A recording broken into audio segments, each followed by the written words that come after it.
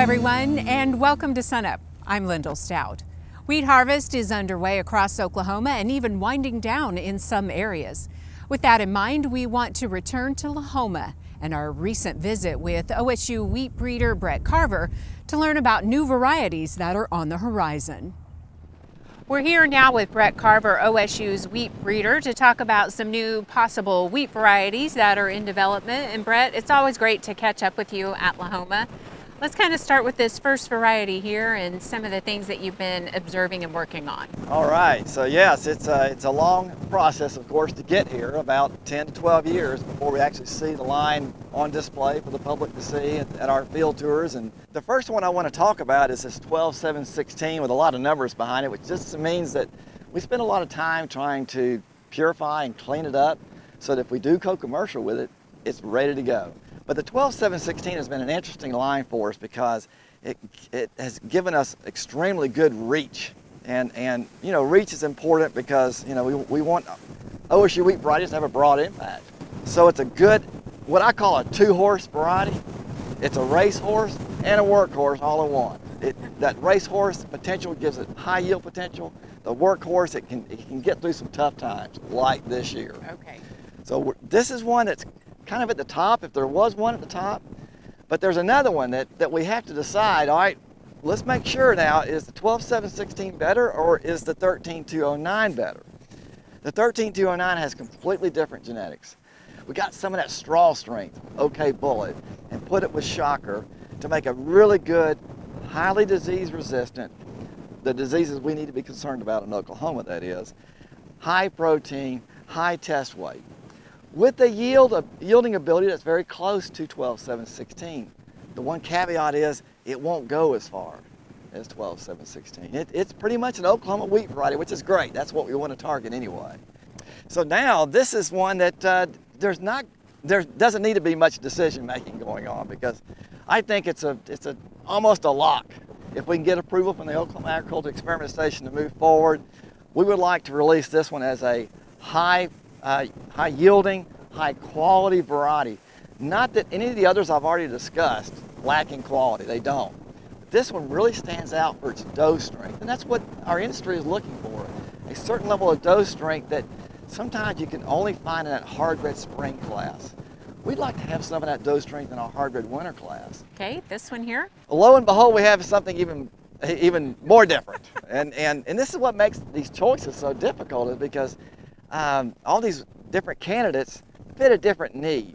Like I talked about dough strength with the 13-621, and the 13-209 would be more broad utility, general purpose type. Well, here's one that's just specifically targeted for a certain production system. That production system would be called intensive wheat. In other words, where you pump all the inputs into it, hopefully get better weather than we did this year. But with better weather, more inputs, optimum inputs, not necessarily more, get the yields up. But when you get the yields up, we worry about the straw not taking that high yield. The straw gives in, the wheat lays down. This is a variety, as you can see, is probably not going to lay down. It has a short stature. It's not short because it's stressed. It's short because it's genetically programmed that way. And one more down here, and Brett, this one looks even a little more different. Yeah, here's another one that would be used in a different way, different purpose. This is a hard red winter wheat like all the others we've talked about so far. It would be intended for grain production, but look, it lacks the awns or the beards. We call it a beardless variety. So this now enables wheat producers to expand their operations, go for graze out acres, or go for a haying type application. And in addition to a conventional grain only system. So this gives us multi-uses. And then last but not least, what kind of things are you hearing from growers out here at the field day? Well, I really haven't heard much yet, but I know that, you know, it's a down year because our crop is down. We just had a bad year in terms of weather, but hey, you know, we'll pop right back up. We have the best growers in the world, and I think we have some of the best genetics in the world to go with it. Right. Okay, well, keep us posted. We always like to hear what you're doing out here in the field, and of course, share it with SUNUP viewers. They always like to hear what's new with wheat development. Great. Okay. Thanks. Glad to be here. Thanks a lot, Brett. All right. And many of those wheat varieties that Brett and Lyndall were talking about there at Lahoma will go through the foundation seed system. And we have Jeff Wright here. Jeff, you take those varieties and make them available to the state. That's correct. Brett will hand us a few bushels of seed, and then we will plant those out on either research stations or contract growers in their fields. And then this time of year, we're walking those fields and roguing them, making sure they're clean. Now we're through the harvest process, and that's where we're at today, is cleaning the combine in between those varieties. And it's important to clean those combines, because yesterday you were cutting one variety, this afternoon you're going to cut a totally different variety. But as part of what you do, you have to ensure that it is the variety that you're cutting. That's correct. My motto this time of year is no seed left behind in that combine, because we want to make sure that if it's IBA that we're going to cut this afternoon, that it's IBA that the farmer's getting. And so we thoroughly clean the combine to make sure that is the case. You guys have a state-of-the-art facility there in Stillwater, but we're here in Chickasha, and you guys are doing pretty much the same deal here in Chickasha. Well, our newer combine is fairly easy to clean, and so rather than hauling it 2 hours back to Stillwater, we've just found us a nice shade tree here today, and we can tear it apart and make sure we get it clean here with portable air hose and stuff. It's kind of like a NASCAR pit crew watching these guys go through it, but you have to make sure that the combine is almost, I don't know, almost as clean as it was the day you got it. That is correct. And we will, those guys will run the machine, blow it down, and we'll do that several times. And then me or John, one of the full-time guys, will go back and check them, and then show them the little crevices that they either didn't know about or forgot about, and make sure. And then if it's not clean, we'll do it again. You've been doing this over a decade. Has it got easier? Well, actually it has. When I started, we had old gleaner combines. They would take us 6 to 8 hours of cleaning time to say we got them clean. And with this machine, we can cut that clean time down to about 3.5 to 4 hours. Okay, well, Jeff, I'll let you get back to cleaning the combine. And for more information on Foundation Seed, you can go to our website, sunup.okstate.edu.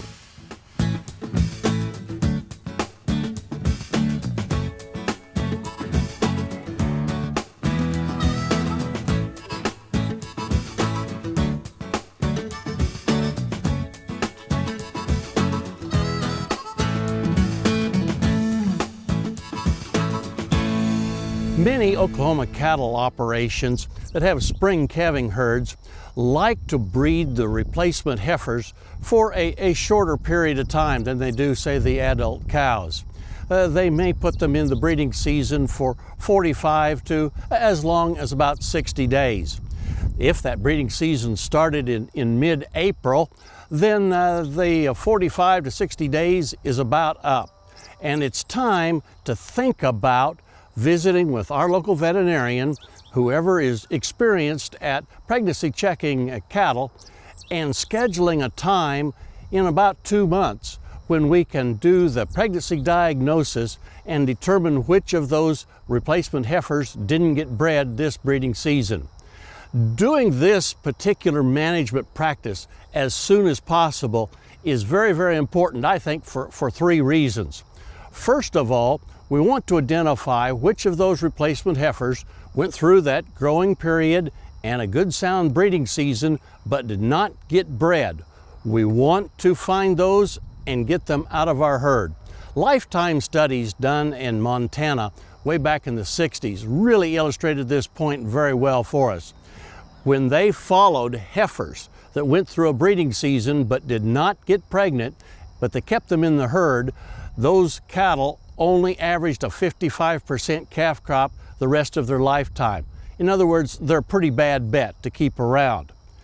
Also, we want to identify those open heifers now so that we don't go ahead and spend the rest of the summer in terms of them utilizing pasture or winter feed supplies next winter, and the following spring we find out that she didn't get bred, she's open, and we have to sell her as an open 2-year-old.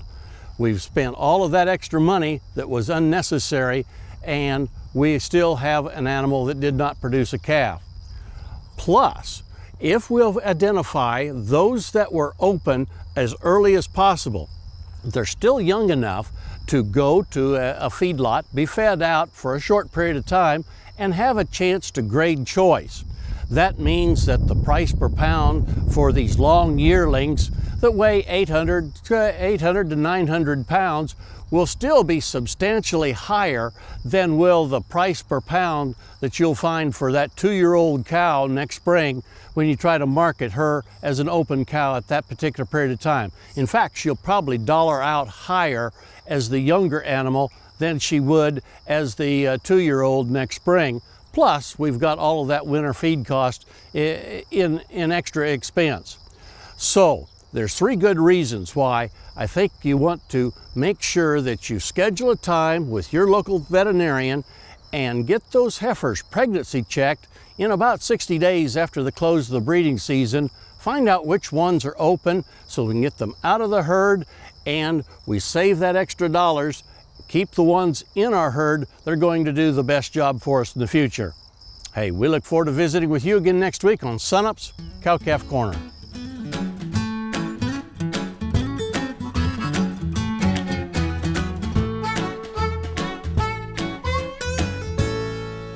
Kim Anderson, our crop marketing specialist, joins us now. Kim, combines rolling here at the variety trials and harvest kind of on the downhill slide across Oklahoma as wheat prices stay well above $5. Give us an idea of what's going on in the market. Well, over the last week and a half, we've seen a 50-cent increase in the basis, and then of course the end of this week the market knocked about 30 cents off the futures prices, still gained about 20 cents out of that. If you're looking at that Kansas City July contract, it's got support at 520. It went down and tested it. Let's hope it holds there. We'll roll to that September contract relatively soon, and that supports at 536. You'll also note that there's a 17-cent carry there, in other words, step over July.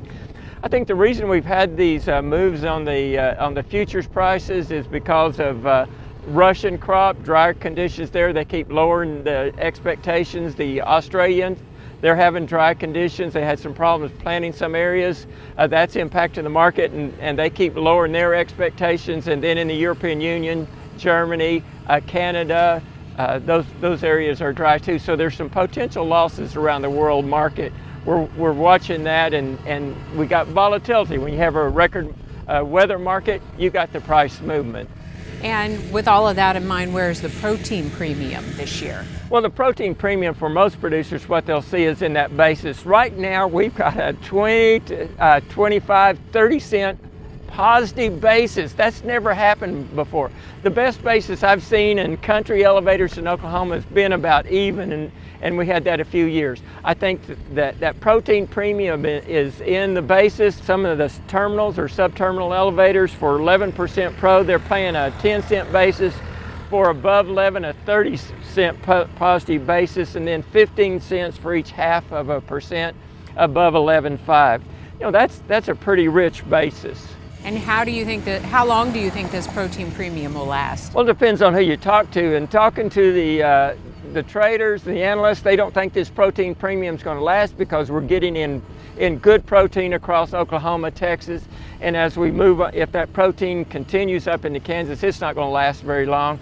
However, if we lose Russia and we lose Australia, then we can maintain a relatively high price even without a protein premium. A lot to think about. Should producers take advantage of this market? How can you not sell wheat when they're offering you 25, a basis that is, you know, we went from a -20 to a positive 20, a 50-cent basis increase. How can you not sell on that? Or at the minimum, get you a basis contract. So some enthusiasm at the right time? I think so. Okay, Kim, thanks a lot. And speaking of crops, we have some guidance on preventing herbicide damage to ornamentals and food crops. Here is our summer crop weed specialist, Todd Baughman.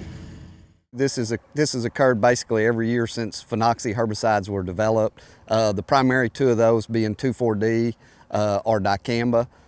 Those herbicides, the biggest problem that you have with those herbicides is probably twofold.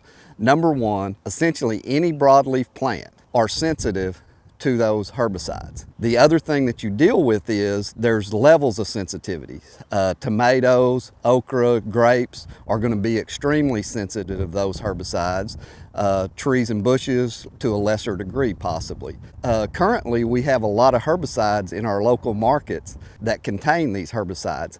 In some cases there's probably a chance that the individual applicator doesn't realize what's actually in that Weed B Gone or whatever herbicide Roundup over the top that they're using, and realizing how sensitive some of these plants are to a potential misapplication or drift on that.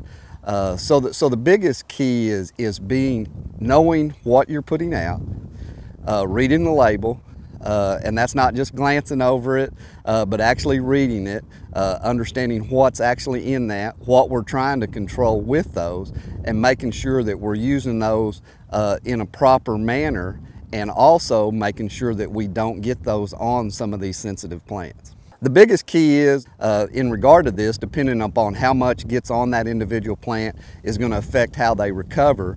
The best way to manage those symptoms is make sure and keep that plant adequately watered, possibly using a complete fertilizer mix as part of the program, and then making sure and keep those adequately watered. People think they're watering much more than they are, and so making sure, especially with the dry conditions that we've had recently, making sure that those plants have adequate water, keeping them well watered, that will help the recovery as much as anything. Obviously a day like today where the wind's picking up, would be a day, this morning probably would have been a great time to spray, but as the wind picks up, you probably need to stop that. You know, the best approach I think is being a good neighbor.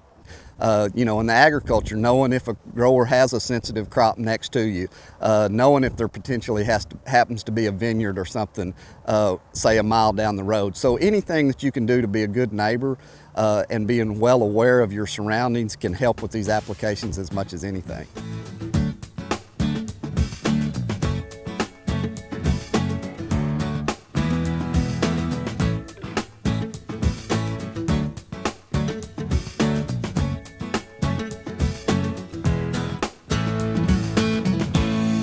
If you're not aware, our Assistant State Veterinarian, Mike Heron, issued a statement a few weeks ago about 2 horses that have been diagnosed with equine herpes myeloencephalopathy. Now, both of these horses participated in a barrel racing event in Oklahoma City. Most horses are exposed to equine herpes virus somewhere before the age of 2. And after that initial exposure, the virus will lay dormant or an inactive state or a latent phase until the horse encounters some type of stressful event, and then the virus is reactivated. Now, equine herpes virus is associated with respiratory problems, reproductive problems.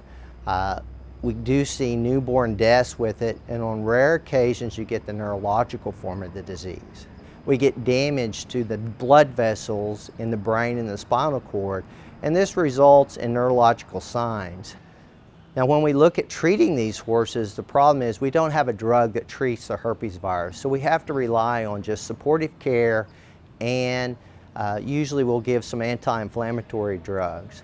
Prevention of the disease is difficult because although we have herpes virus vaccines, none of them have a neurological component to the vaccine. Your best defense against this disease is to practice good biosecurity. If you're going to be going to an event where there's lots of horses, try to keep your horses isolated as much as possible. Never share equipment with other horse owners there. Don't let your horse drink out of a water bucket that's shared by other horses. Don't let your horse eat out of a bucket that's been shared by other horses. If you'd like some more information about equine herpes myeloencephalopathy, our state equine specialist, Dr. Chris Heine, and Dr. Elizabeth Geet, who works for the Center for Veterinary Health Science, have put out some very good information about this virus. Just go to SUNUP at OKState.gov sunup.edu.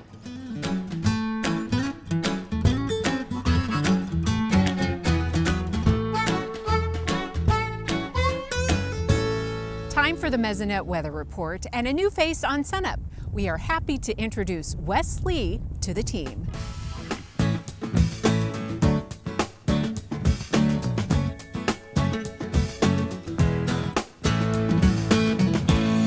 Hello, I'm Wes Lee with your Mesonet Weather Report.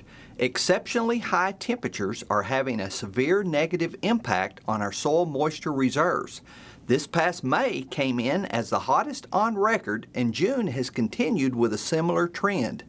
Fort Cobb gives us a good example of just how hot May and June were this year. The shaded blue area shows the 15-year average daily air temperatures. The red line, showing 2018 average air temperatures at Fort Cobb, was much higher than the long-term averages. Every day in June has been at least 3 degrees higher than the average. These higher temperatures are causing plants to use more water from the soil than they normally would. The recent tall crop evapotranspiration map shows 0.2 of an inch in the eastern half of the state and close to 0.4 in the western counties. If we look at the change in the 10-inch fractional water index, we see the areas of the state where moisture is being depleted at a faster rate. The dark brown areas show a fractional change of up to 0.6, while the green areas show where recent rains were obtained. Here's hoping you get rain out of the next passing cloud on your farm or ranch. Now here's Gary with more on the dry conditions. Thanks, Wes, and welcome to the Mesonet Weather Team. As a veteran, my #1 job remains talking about the latest U.S. Drought Monitor map. Someday we'll be out of drought and I can lead with something else, but right now let's get right to the map because we still have a significant portion of the state in at least moderate drought. All those red and darker red colors across the northwestern half of the state, those are dwindling a little bit, but we do still need some help in that area. At least Woods and Alfalfa County, we have gotten rid of the severe drought and are now in moderate drought. A little bit of improvement down in the southwest. But look down in the southeast and across the eastern parts of Oklahoma. We do see that drought starting to encroach once again upon that part of the state, so that's another place where we're going to need additional rainfall to stop the possible flash drought that is occurring across the eastern third of Oklahoma. The recent rains have been wonderful, of course, but if we go back to the growing season, we can see why we still have a significant portion of western Oklahoma in drought. The growing season starts on March 1st, and you can see we have a low in Fairview of 3.7 inches, but again, much of the surrounding area has less than 5 inches. And of course, the Panhandle also sits in a very low precipitation total area. If we look at the day 3 through 7 U.S. hazards outlook from the Climate Prediction Center, this is good for 6/16 through 6/20. We do see some good news, and that is the threat of heavy rain across all of Oklahoma, and more importantly, right across that area where the severe drought still exists, across the western third or half of the state. So that would be wonderful news for that drought area if they do get heavy rainfall. Of course, we do need to watch out for flooding in that event. So summer is upon us. We need that rain. We're just about out of the bulk of the rainy season, so every little bit helps before we hit the true heat of summer. That's it for this time. We'll see you next time on the Mesonet Weather Report.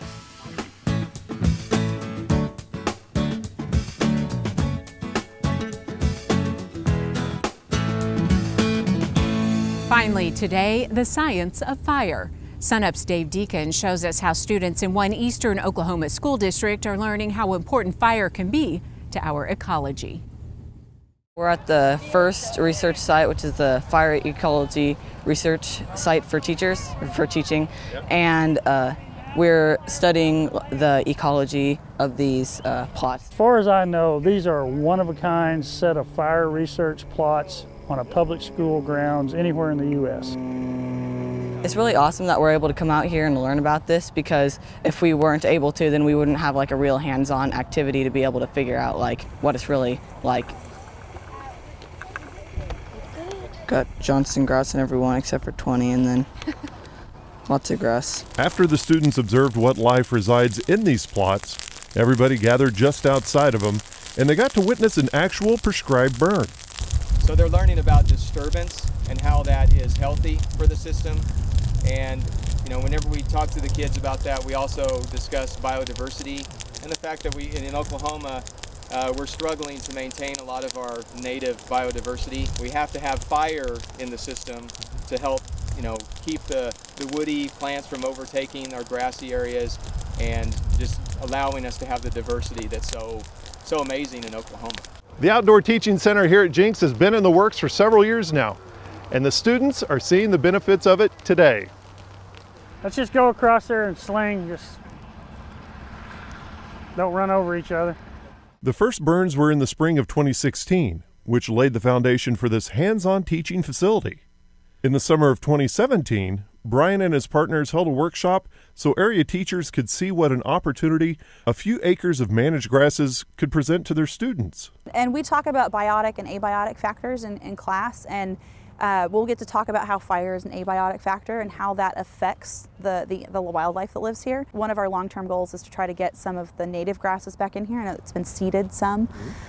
So hopefully over time I'll be able to use this year after year after year and show the students kind of the long-term effects of those burns. We're just maintaining these plots, keeping them up for them, because again, this is a very important piece of work right here. It's very great that the Jenks Public Schools has allowed this the administration allows these plots to be here. They could take away that fire isn't always something that is bad, and that it can be something that helps to grow and to return all of this to what it really should be. Because you can really get like a hands-on feel for what you're learning about, and it's really cool. In southern Tulsa County, I'm Dave Deacon.